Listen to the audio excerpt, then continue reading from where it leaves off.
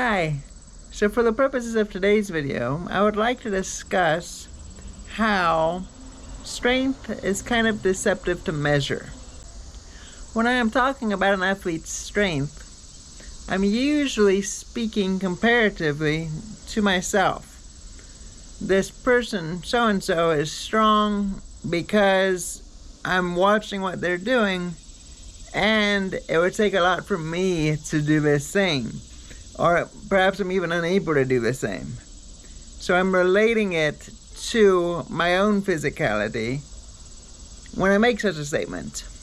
I'm also, when I say a given athlete is strong, I'm speaking contextually, because I'm probably looking at what they're doing from a sport context, whereas they're really strong in this given area, such as swimming or weightlifting, for instance.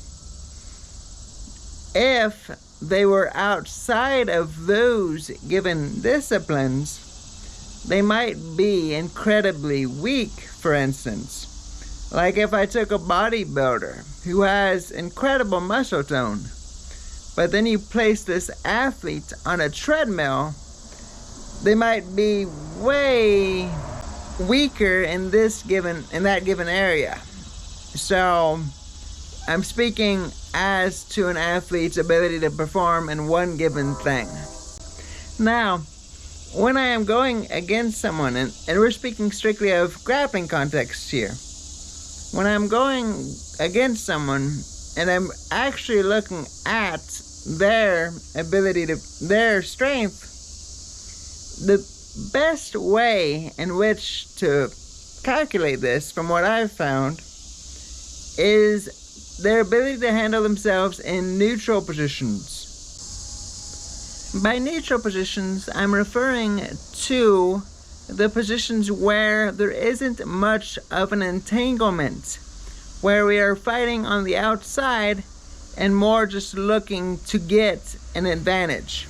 These are the positions where we'll see our movement and see our ability to change levels. And speed is a huge one. This is like a true measure of an athlete's strength. I had a friend of mine once say that whenever he would make use of mercy grips, and he was speaking from a wrestling standpoint, he would employ a mercy grip, which, if you don't know what that is, it's where we take our hands and interlock them with someone else's. Whenever he would use this, that would be a way in which he would measure how strong his given opponent was. And that was a brilliant way to do it, because that would tell him, before any other further exchanges take place, that would let him know who he was dealing with and what their physicality was. Now, for the most part, we talk about jiu-jitsu and judo on this channel. And from these spots, people who infer that their opponent or partner is very strong might be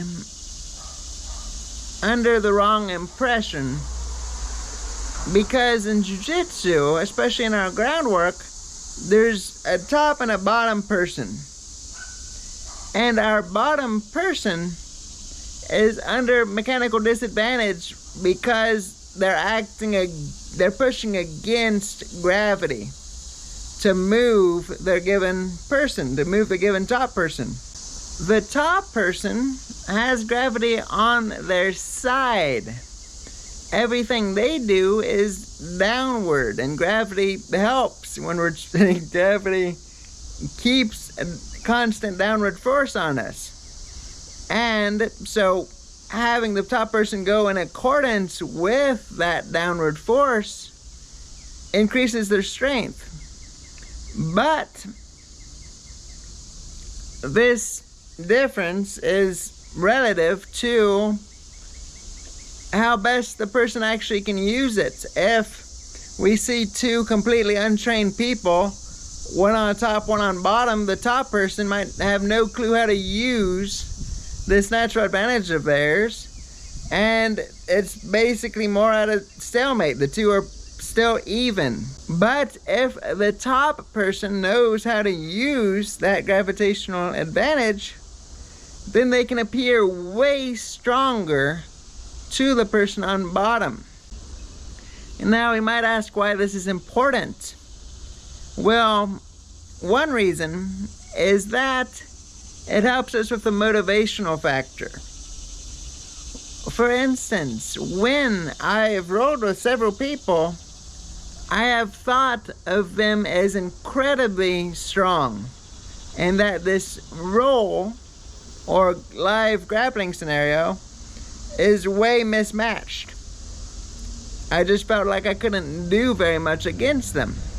However, on the occasions that I might sweep them and gain the top position for myself, what I've discovered is that I have like a considerable advantage in the strength department, that things aren't so skewed. That what I was seeing as them just being way physically dominant was actually just their ability to make use of that natural gravitational advantage. When I had that top position for myself, I then was able to see that there is a huge difference between their actual physical strength. They were just very good at using gravity, and the strength difference wasn't actually that skewed. Now that information is helpful because it gives us the chances of knowing that when we secure the top position for ourselves, we then have a great platform with which to fight.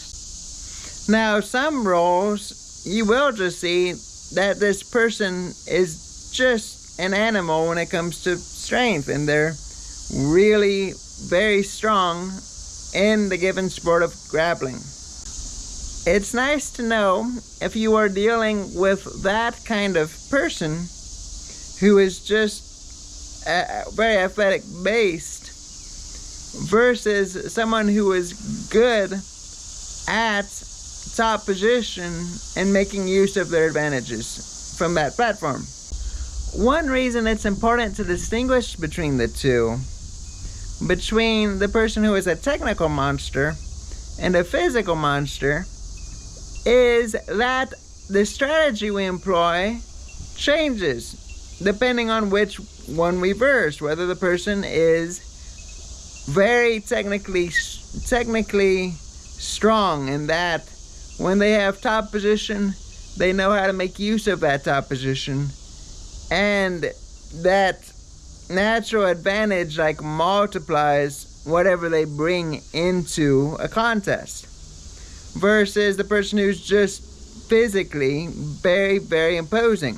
Those two need different things, different strategies on our part for how we go about approaching them. We need to change things up. But how we approach these two kind of athletes is going to be the topic of another video because this one will be getting way too long. But I hope you have enjoyed this talk and also found it very useful to you. But thank you so much for watching, and be sure to take care.